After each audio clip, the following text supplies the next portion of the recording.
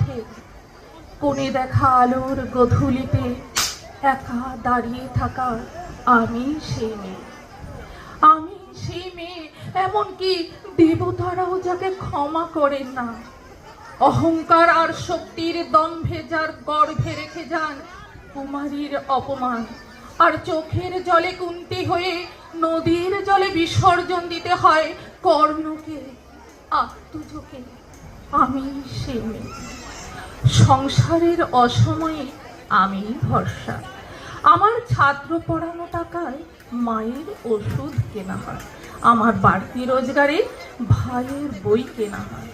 আমার সমস্ত শরীর প্রবল বৃষ্টিতে ভিজতে থাকে, কালো আকাশ মাথায় নিয়ে আমি ছাতা হয়ে থাকি। ছাতার নিচে সুখে বাঁচে সংসার। আপনারা আমার জন্য অনেক করেছেন। সাহিত্যে, কাব্যে, শাস্ত্রে, লোকাচারে আমাকে মা বলে পূজা করেছেন, প্রকৃতি বলে আদিক্ষেতা করেছেন, আর শহরগঞ্জের কানাগলিতে ঠোঁটে রং মাখিয়ে কুপি হাতে দাঁড় করিয়ে দিয়েছেন। হ্যাঁ, আমি সেই মেয়ে। একদিন হয়তো অন্য কোনো একদিন আমার সমস্ত মিথ্যে পোশাক ছুঁড়ে ফেলে দিয়ে আমি হয়ে উঠব সেই অসামান্যা। খোলা চুল মেঘের মতো ঢাকবে আমার খোলা পিঠ, দু চোখে জ্বলবে ভীষণ আগুন, কপাল ঠিকরে বেরোবে ভয়ঙ্কর তেজ রশ্মি, হাতে ঝলসে উঠবে সেই খড়গ, দুপায়ে নুপুরে বেজে উঠবে রণদুন্দুভি, নৃশংস অট্টহাসিতে ভরে উঠবে আকাশ।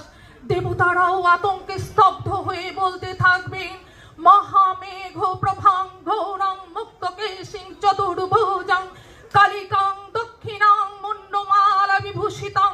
বিভৎস দাবানলের মতো আমি এগোতে থাকবো, আর আমার এগিয়ে যাবার পথের দুপাশে মুন্ডহীন অসংখ্য দেহ ছটফট করতে থাকবে।